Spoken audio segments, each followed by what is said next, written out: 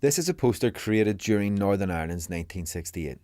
Its significance lies not only in its striking imagery and form, but also in terms of how it connects activism in Northern Ireland with that happening elsewhere at the time.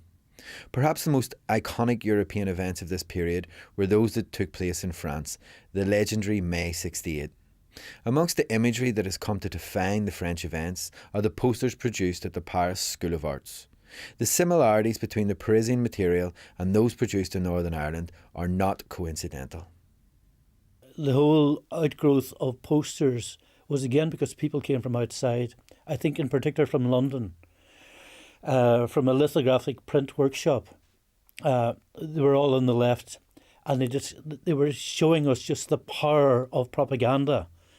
So this was something I think that we welcomed, getting these people to show us. I don't think it was anything, for example, coming out of the Art College in Belfast. So I think it was something which was imported, and we began to understand that we could get our message across in a much wider way that people could understand automatically. And also the posters, we'd seen the use of posters, I mean, they're part of Irish politics anyway, but we'd seen the use of witty, incisive political posters in Paris.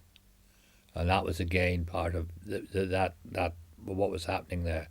We'd seen the rebirth of radical agitprop in Europe generally. Oh, very much so. I mean, it's very clearly obvious. Really, in many ways, it was a copying thing, wasn't it? That's what students there did. That's what we do.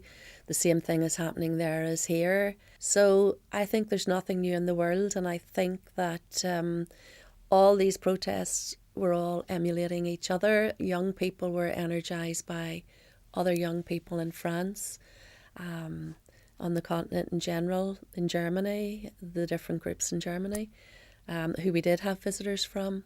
But I mean, that poster is a replica of others that were used internationally.